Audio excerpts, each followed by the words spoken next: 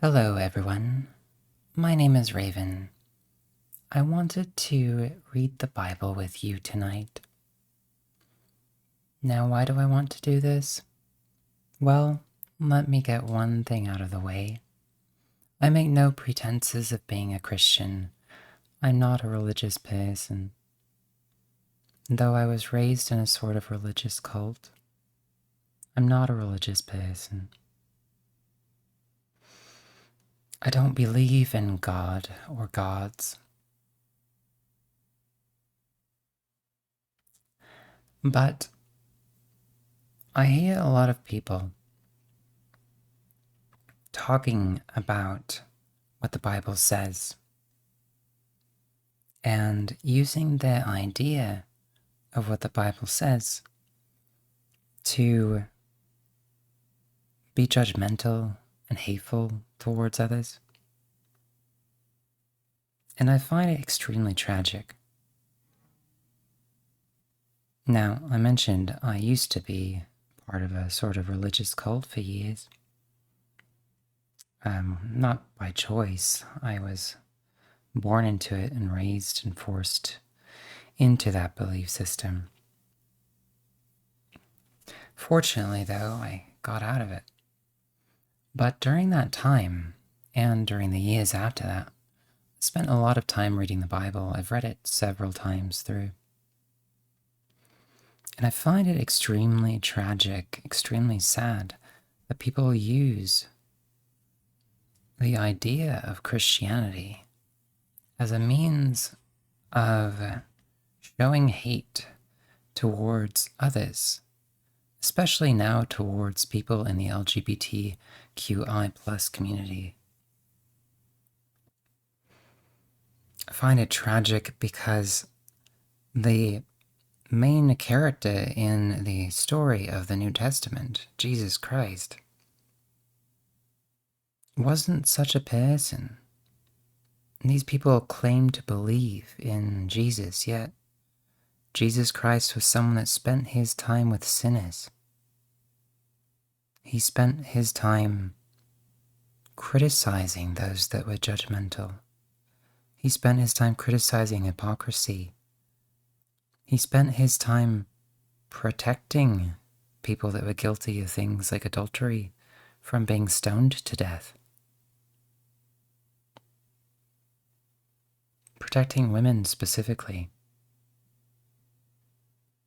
The character of Jesus Christ, whether he is a real person or a set of stories based off of several real people, I don't know, but the character of Jesus Christ is one that, for the most part, I admire. I think the things that he teaches about loving others, about selflessness, about service, about not being attached to material things, but seeking a greater good for mankind through service and love and compassion and mercy. I think that those teachings are beautiful. So I've decided to make some videos of me reading the Bible because I think the absolute best way to fight ignorance is to teach, not to criticize, not to hate back when someone hates you. And I think the absolute best thing to do is to educate. And I think the reason why people don't know Jesus Christ and his character, his teachings, is because they might claim to be Christian, but they struggle with reading. Historically, this has been true amongst Christians for years. Before, it was true because the Bible wasn't available, because the printing press hadn't been invented yet, because evil people that claimed to be religious wanted to keep the Bible out of the hands of others. They didn't want people to read it because it made it easier to twist around what it says.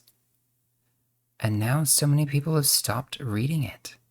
And people continue to do that, to twist around, saying, oh, the Bible says this, when it doesn't.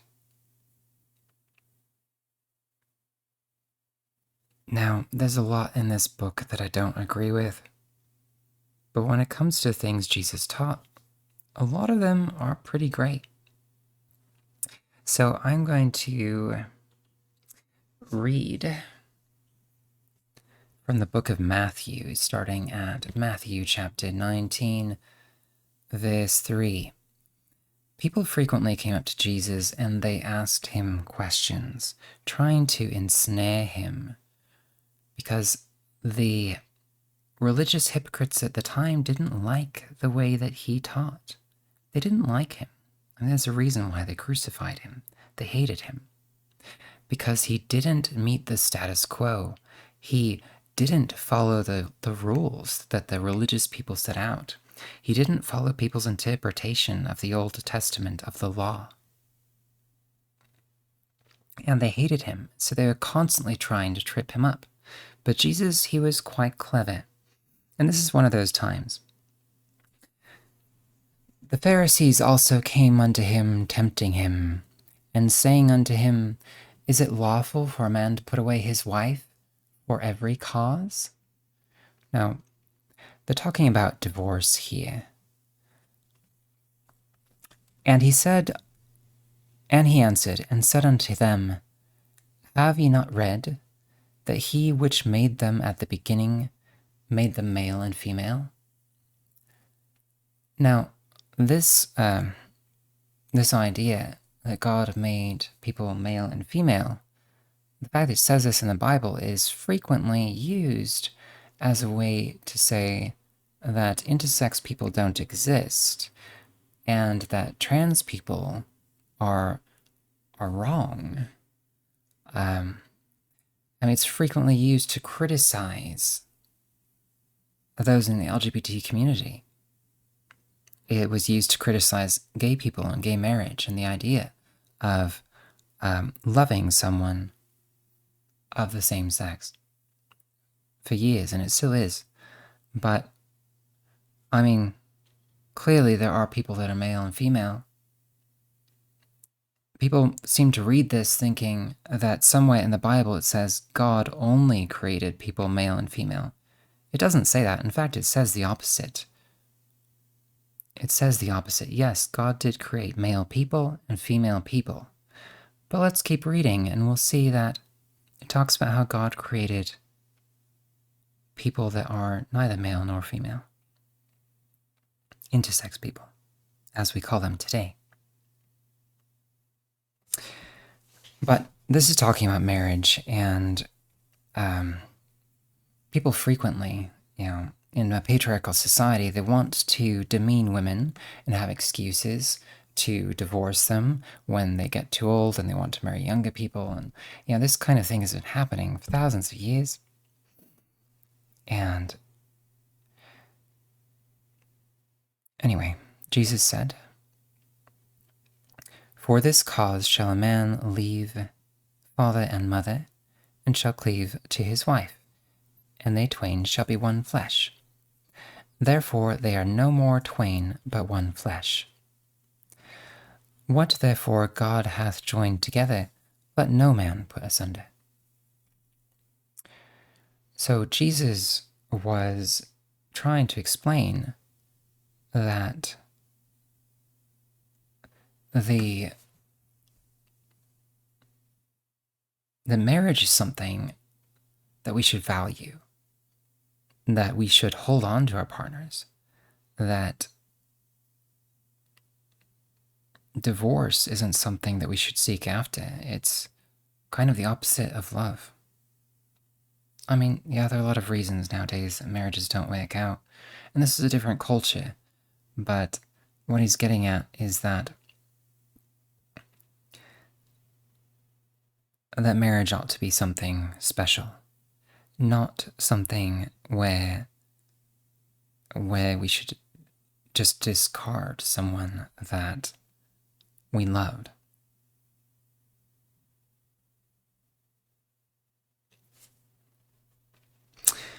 They say unto him, Why did Moses then command to give a writing of divorcement and put her away? So here they are quoting the law, quoting the Old Testament, which is something they frequently did to Jesus. Quoting the Old Testament, saying, but the Old Testament says this. Why are you saying this? And this is something we see, it's very rampant amongst modern Christians in America, where they say, oh, in the Old Testament it says this is sin, so why are you doing this? And they did the same thing to Jesus, constantly. He saith unto them, Moses, because of the hardness of your hearts, suffered you to put away your wives. But from the beginning it was not so. So Jesus taught them that marriage was meant to last, that wives weren't meant to be treated as property. They weren't meant to be discarded. And I say unto you, whosoever shall put away his wife, except it be for fornication, and shall marry another, committeth adultery. And whosoever marrieth her which is put away doth commit adultery. Now, I think a lot of people really misread what Jesus is trying to teach here. Again, he's trying to teach that we should love our wives. We should love our spouse. We shouldn't seek to just discard them so we can find someone we like better. Love is something that should last. The commitment of marriage is something that ought to last. It ought to be prized and cherished. And that is what he is teaching here. And he also says that whosoever looketh upon a woman to lust after her has already committed adultery in his heart. So there he was talking about a married man looking upon a woman to lust after her. And it's very similar to what he's saying here. The idea of putting away your wife, divorcing your wife just so you can be with another one, goes along with that. The idea of lusting after someone new and wanting to replace them. That is what he's criticizing here. And then his disciples are a bit confused by this because this isn't what they're used to hearing in the law. His disciples say unto him, If the case of man be so with his wife, it is not good to marry. So his disciples are like, oh, if we can't just, if we're stuck with one woman for the rest of our lives, then it's better not to marry. And Jesus then says something that's a little bit unexpected. But he said unto them, All men cannot receive this saying, save they to whom it is given. And then he starts talking about some people that can't receive the saying. For there are some eunuchs which were so born from the mother's womb. And there are some eunuchs which were made eunuchs of men. And there be eunuchs which have made themselves eunuchs for the kingdom of heaven's sake. He that is able to receive it, let him receive it. Okay, there's a lot to unpack here. The main point Jesus is trying to make is that there are some people that might not seek marriage, that might not be capable of this becoming one with your spouse, becoming one flesh. And he's clearly talking about intercourse in that. So let's unpack this a little bit. The term eunuch historically has meant a few different things. In modern times, it basically means someone that has been castrated, which historically can mean several things. It can mean the removal of all the genitals. It could mean the removal of just the testes or the testes and the scrotum. Historically, all those things have happened.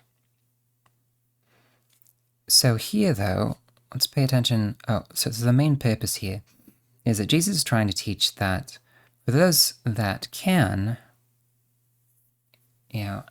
enter into this covenant of marriage where they were a man or in this context, the social context, we're talking about heterosexual marriage. And I'm a lesbian, so this isn't something I really buy into as far as believing that this has to be the way it is. And Jesus doesn't even say this has to be the way it is. Nowhere in the Bible does Jesus ever criticize same-sex attraction, same-sex marriage, same-sex relationships. Never does that ever happen. Paul does. The Apostle Paul does. But Jesus never did. Okay. So here he says there are some eunuchs which were so born from their mother's womb. What is he talking about here? People that are born eunuchs? What does that mean in the context of the Bible? This means people that were born without external genitals, or at least some parts of the external genitals, or people that were born with ambiguous genitalia. These people are now called intersex. There was a time that they were called hermaphrodites, and they've been called I am intersex, so this is something that's kind of a personal topic to me. So we've been called different things over the years, but here Jesus is talking about a very specific kind of intersex condition. There are a lot of different kinds of intersex conditions, but this particular classification includes those that are born with either ambiguous genitalia or missing parts, where someone might see them as someone that was born a eunuch. So we see, even though it clearly says that God created people male and female in verse 4, in verse 12, Jesus talks about some exceptions.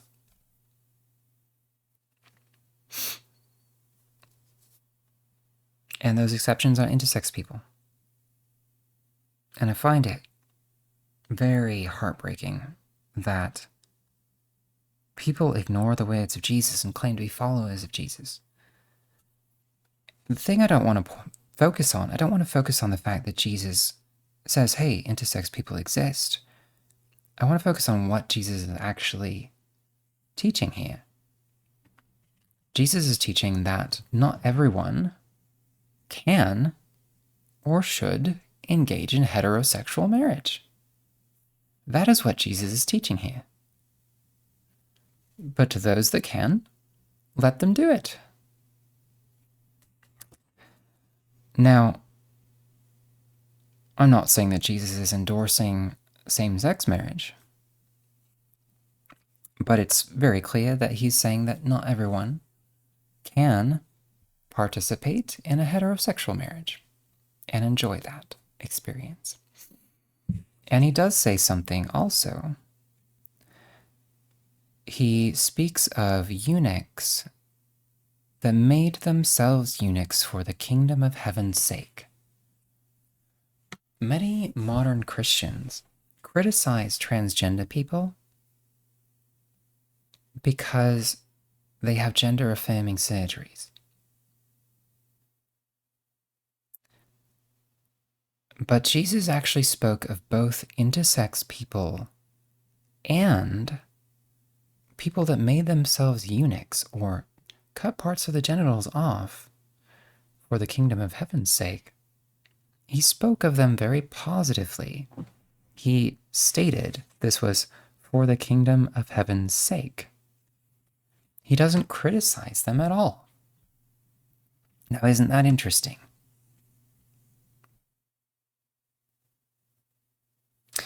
Now, this isn't just a fluke of the Bible here. This idea that people made themselves eunuchs for the kingdom of heaven's sake. This was actually an early Christian tradition for hundreds of years. In a book that was written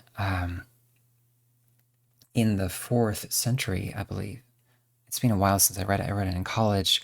I'll get a copy of it and talk about it later. But it's a book written by the author Eusebius, and he is such a person that made himself a eunuch for the kingdom of heaven's sake.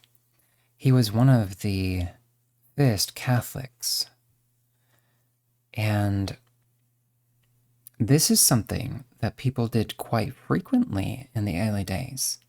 Monks frequently did this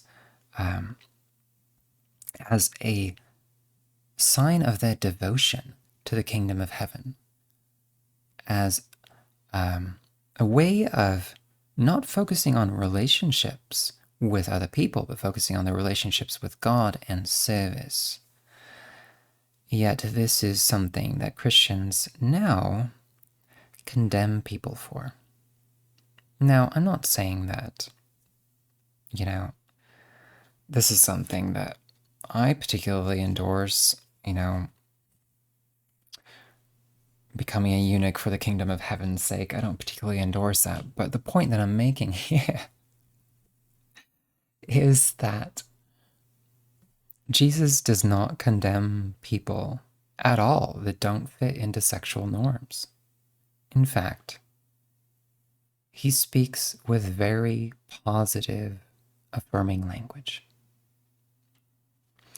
Jesus was not the sort of person to condemn anyone except for one particular group of people, hypocrites.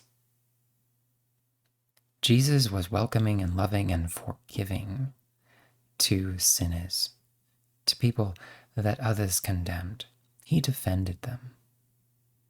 When he was dying on the cross with thieves, he said, "Father, forgive them, for they know not what they do," pleading for God to forgive the people that were killing him. He said to those thieves, he told them not to worry because they would be with him in the kingdom of heaven shortly.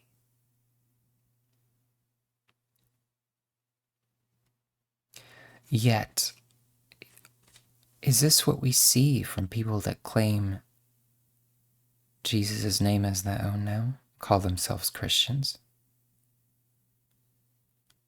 Is it?